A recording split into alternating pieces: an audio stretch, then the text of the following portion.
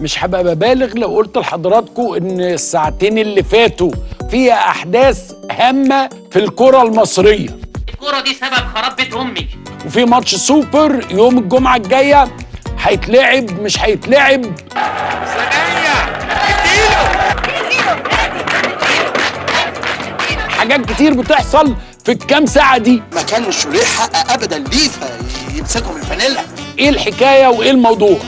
السيد احمد سعد حاضر عنه. لجنه التظلمات عملت ايه؟ هو الزمالك هيروح مننا فين؟ ان شاء الله الماتش الجاي هنلفه.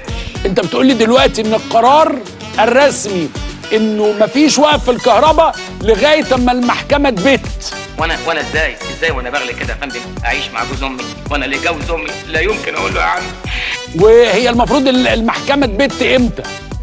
تحب احبسكم؟ يبقى كده كهرباء هيلعب السوبر. الحلواني هيلعب. الحلواني لما يلعب هتبقى مصيبه سودا. وهي اللجنه بعد ما قعدت وخدت قرارات وكل ده لسه هنعرف اذا كانت شرعيه ولا مش شرعيه؟ هو احنا هنهون فيهم؟ احنا اللي هنا. انت كنت كالهنا. الله يرحم والدك. طب والمحكمه برضو احتمال تحكم من اول جلسه او بعد كده. هي دي المصيبه يا ولاد، ايه البهدله اللي انا فيها دي؟ ما انا كنت مدرس محو اميه معتبر ومرتاح البال. هو مين رئيس نادي الزمالك دلوقتي؟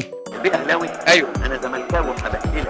يعني ممكن مجلس الاداره ده يقعد 60 يوم على ما يختار حد. عايزك توعدني يا ابني انك تهتم بالدوري وياك تفرط في الكاس. غير ذي صفه ازاي؟ انت لسه قايل لي انه طلع بيان ورأس اجتماع مجلس اداره. هعمل معسكر للفريق من دلوقتي لبدايه الدوري.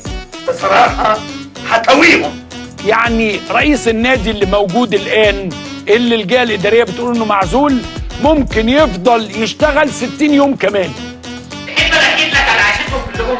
يا ريت ايوه انا هحكي لك هتفتكين فيهم. هو ده هذبح لك اجدع عشان فيهم. لا يعني ما هو شغال بشكل ودي دلوقتي. انت عايز ابيعهم هم والاشبال ب 15 مرضيه. بعت له العتاقي بس 13. ما هو رئيس الزمالك هيكون رفع القضيه على الاداريه العليا خلاص في ال60 يوم دول. ايوه ابعت جواب بقى للبرازيل والارجنتين. ايه؟ الارجنتين